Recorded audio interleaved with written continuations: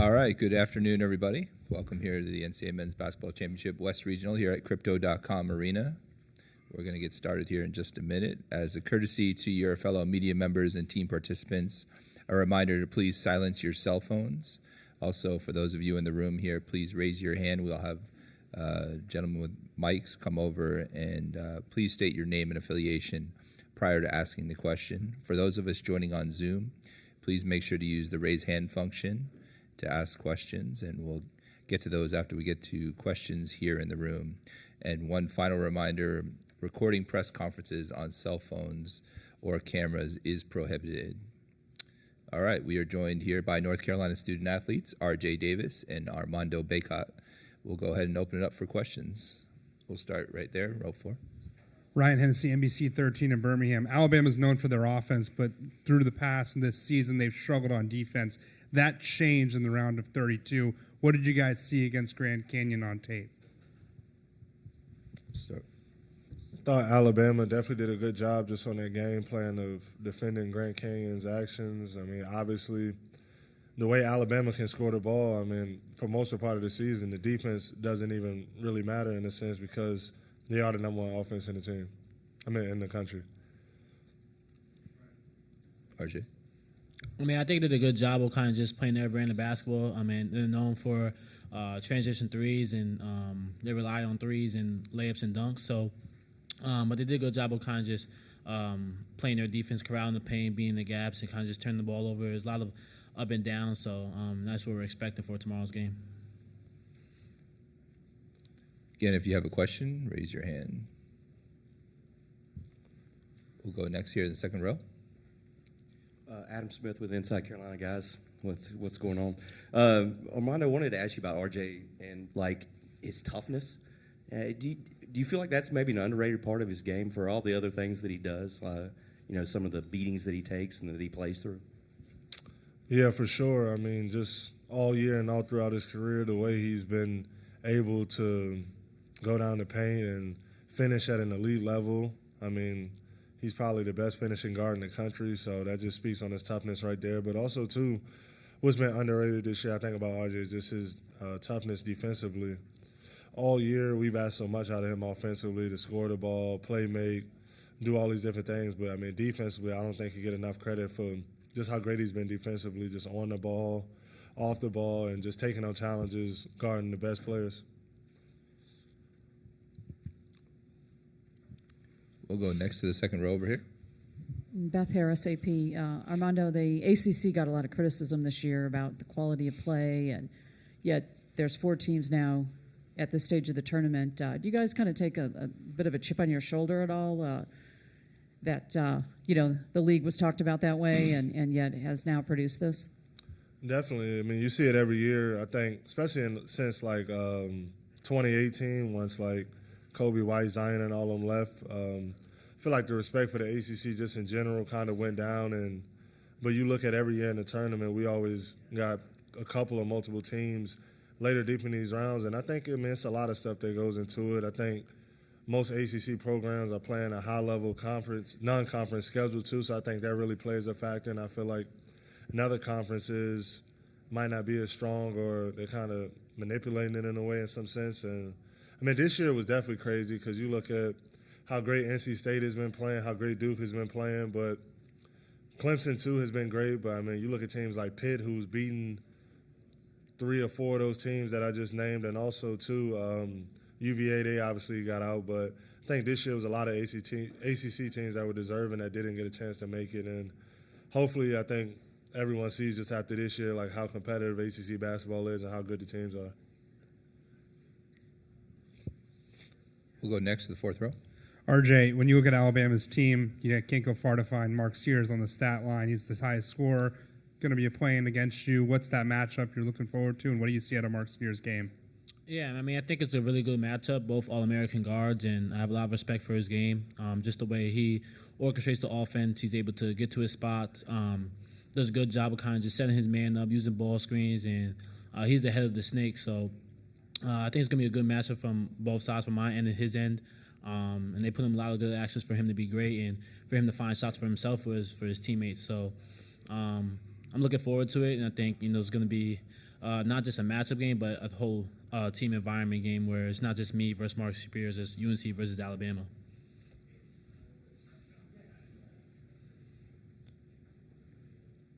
All right, reminder to raise your hand if you have a question. We'll go next to the back.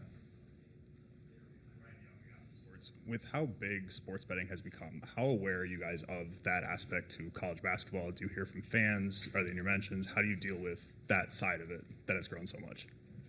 It's terrible. Even at the last game, I guess I didn't get enough rebounds or something, so I thought I played pretty good last game, but I looked at my DMs and I got like over 100 messages from people telling me I sucked and stuff like that because I didn't get enough rebounds. So, I mean, I think it's definitely like a little out of hand, but at the same time too, like I get the point of it too. Like if you bet a lot of money on something and you're like one pick away and somebody messes up, I understand the part of like fans being mad, but it's annoying too at times. For those on Zoom, a reminder to use the raise hand function if you want to ask a question.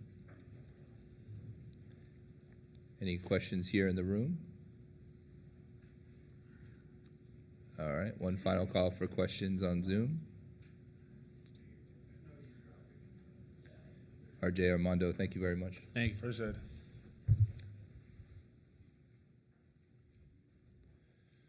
North Carolina head coach Hubert Davis will join us at 3:20.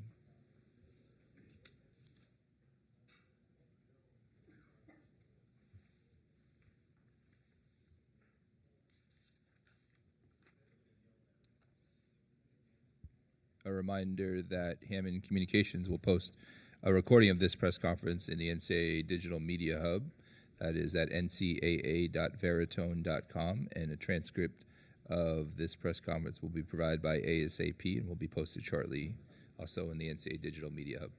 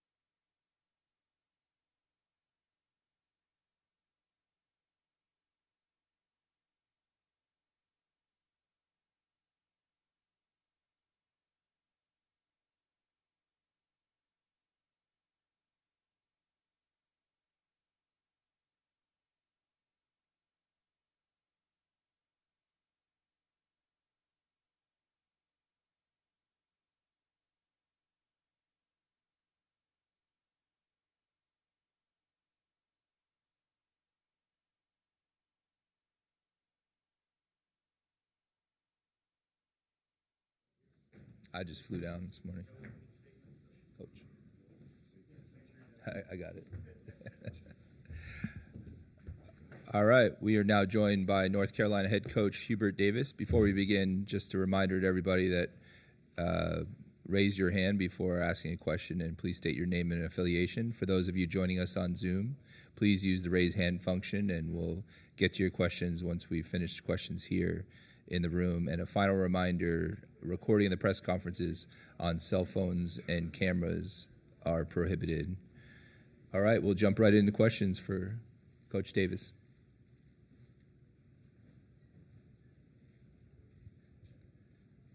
Let's start in the back. Coach Ryan Hennessy, NBC 13 in Birmingham. When you think of Alabama, a lot of people think of their football program, but basketball is really starting to roll since Nate Oates has been here. What is your take on it when you look from afar? And I know you played them in the past, and now they're at the Sweet 16 again. Yeah, I mean, Coach Oates has done a terrific job at Alabama. He's a great coach, and his teams have been consistent every year. From a defensive standpoint, tremendous athleticism. They can get steals and deflections, great rebounding team. They pressure you. They try to dictate and decide how you play on the offensive end. And then from an offensive standpoint, it's straightforward and clear. They're trying to get threes, layups and dunks and free throws, and they've got the personnel to be able to do it. Great guard play. Size at the 4 and the 5 positions that can shoot threes and can finish around the basket. So they propose a lot of problems and challenges for you, but we're really excited about the challenge of playing them tomorrow night.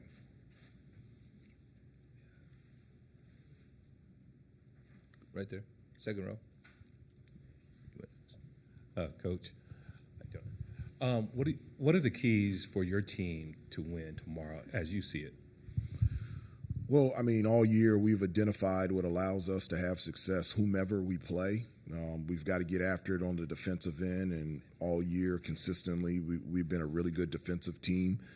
We've got to rebound the basketball. Prior to Michigan State in our last game, we had out-rebounded our opponent 25 straight games, and so we got to get back to that. We got to dominate the boards.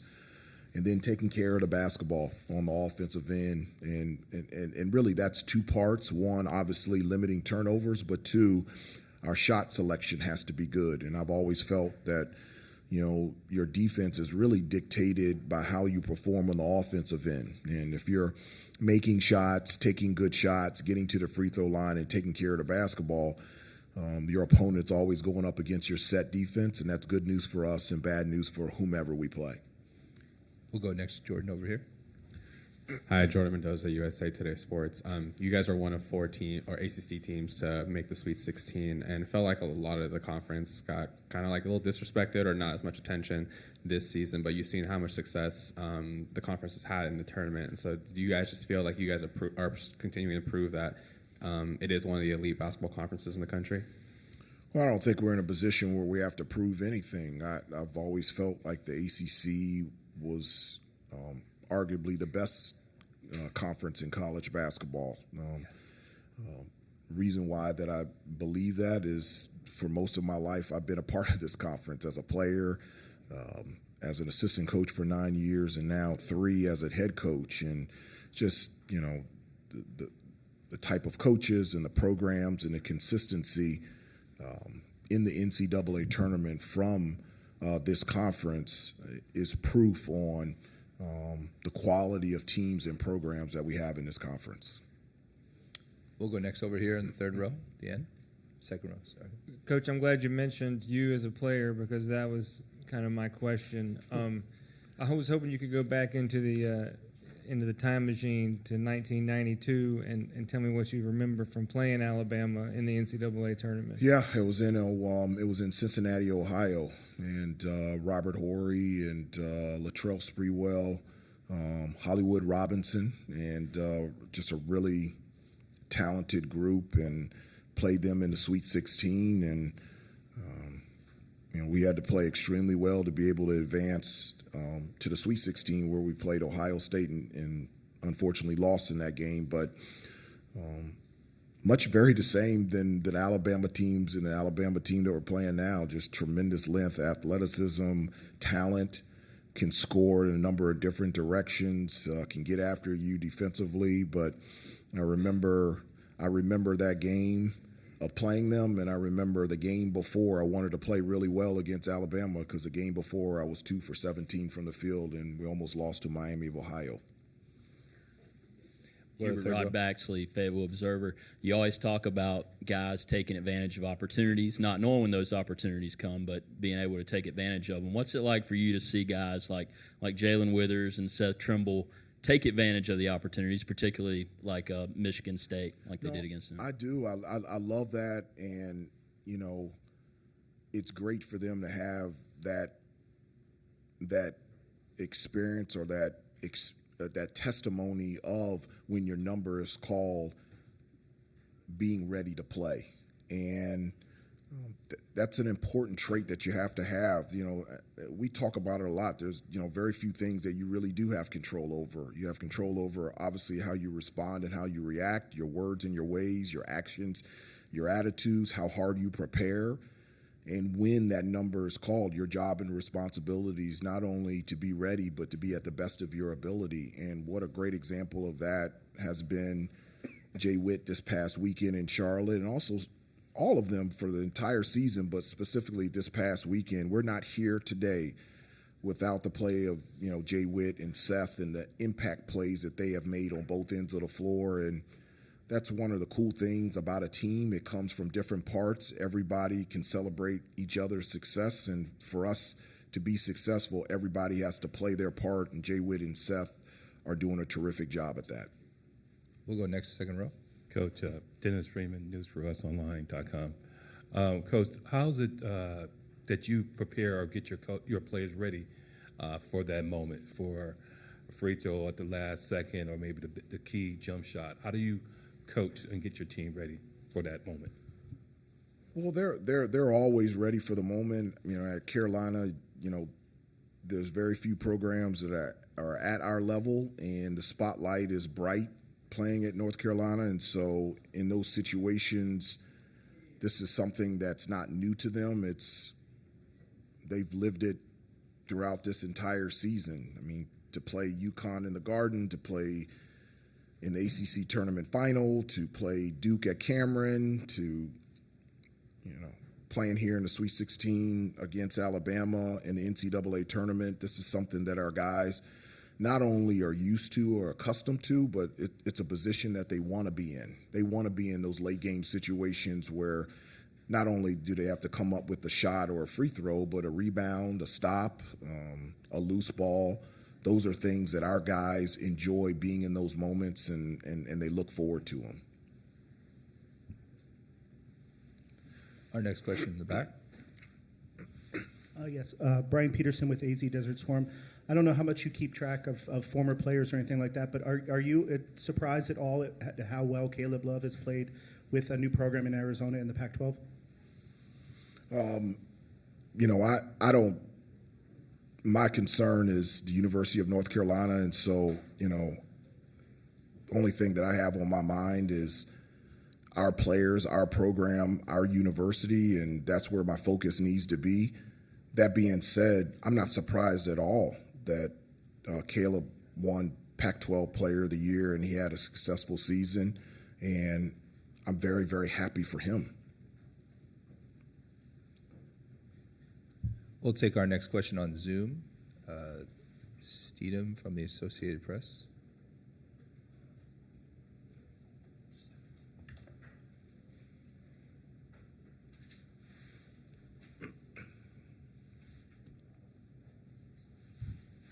Can you hear us? There we go. There we go. Yes, good afternoon, Coach. AP Stedham of AP and Kelly, as we see it, syndicated radio. Coach, what surprised you about your team this year on offense and defense? I don't think anything has surprised me about this team at all. For us, offensively, we wanted to be better this year at, being more efficient on the offensive end. We wanted our pace to really dictate and be our identity on the offensive end. I feel like we have, in terms of the way that we transition from defense to offense and trying to be as fast as we can from free throw line to free throw line. really proud of the team and their full commitment to what has allowed these guys to be successful is defending, rebounding, and taking care of the basketball. And, it's just we clearly identified it at the beginning of the year, and for us to have success and we have a full commitment and buy-in by all 14 players in those areas in order to give us a chance to be really good. Do we have any other questions in the room here?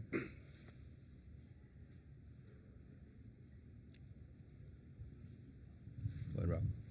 Hey, Hubert, Rocco Miller, Bracketeer.org. Welcome to California. Thank you. Just wondering, I tried to look it up, didn't find the answer. So, when was the last time you were part of a game, either as a coach or player, in this state? And second question is there a mantra as you enter Los Angeles trying to get 2 wins out of here? Yeah, the last time that we were here, I think it was 2015. We were playing in the Sweet 16 here against Wisconsin, and so that's the last time North Carolina was here. And Marcus Page was a junior, and now he's on staff here. What was the second part? Is there a mantra, coming into California to get 2 wins? No, not at all. I mean, once the bracket for the NCAA tournament came out, I did the same thing that Coach Smith did for us when I played at Carolina, and the same thing that Coach Williams did when he was head coach. We break apart the tournament in parts, and I said, as of right now, we've been invited to the Charlotte tournament, and if we're fortunate enough to win 2 games, they'll invite us to the Los Angeles tournament, and so that's what we're in now. Our focus is on Alabama and winning 2 games here in the Los Angeles Invitational, and if we play as well as we want to here, then we'll get invited to the Phoenix Invitational, and so that's the way that we've always approached it, and that's the way that we've done it this year. Hi, Coach. Nikki Kay with Spectrum Networks. In speaking to your players, toughness, resilience was the words I kept hearing over and over again. Was there a moment this season that you knew this group had what it took to get to this point? Yeah, not necessarily in terms of getting to this point, but I knew that we would be a good team from the first time that these guys stepped foot on campus and they were together as a group. I've said this a number of times. The first time that this group all together stepped foot on campus, they had a burning desire and a commitment to being a team, not just on the court, off the court. I've said a number of times that, if they're going out to dinner, the whole team goes out to dinner. In our hotel, we have a meeting room. The guys don't want round tables where there's 7 chairs at each table. They want one big table where everybody can sit together. They just enjoy being together. They enjoy practicing and preparing together, and it has translated out there on the floor. So in terms of being here and what our record was, that wasn't something that I anticipated, but I knew that we had a chance to be a really good team by their commitment to wanting to be a team the first time that they got together last summer. Do we have any other questions here in the room? You can ask my youngest son a question if you want to. He says he can handle the heat. Do we have any questions on Zoom? Go ahead and use the raise hand function. He said he was cold-blooded. That's what he said. I said, oh, okay. Okay, Micah. We have a question on Zoom. Let me unmute you. Yes, Coach. AP Stedham of AP and Kelly, as we see it, syndicated radio. Coach, what are the challenges guarding Mark Sears, and especially as a left-hander? The challenges is he's one of the better players in the country. Very confident, gifted scorer, has the ability to score off the bounce, and when the ball's not in his hands in terms of coming off screens, can shoot threes. I know they don't shoot a lot of middies, but he's a 3-level scorer in terms of threes, pull-up jumpers, floaters, being able to get to the rim, get to the free throw line.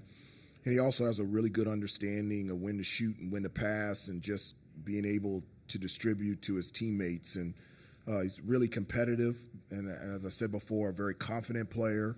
And it will be a huge challenge for us to be able to defend him tomorrow night.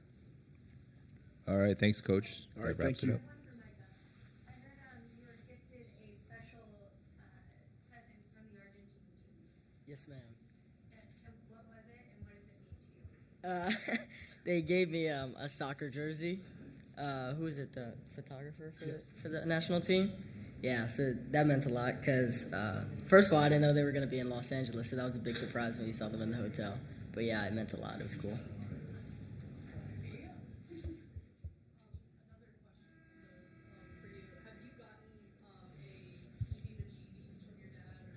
Vajeebies, that's an everyday word. That's an everyday word in the household. I don't think I've heard him say anything else about vajeebies. That's pretty much it. Press conference is over. we gotta get Micah a name for it. I know. Good job, Micah. All right, thanks, Jeff. Thank you. Thank you.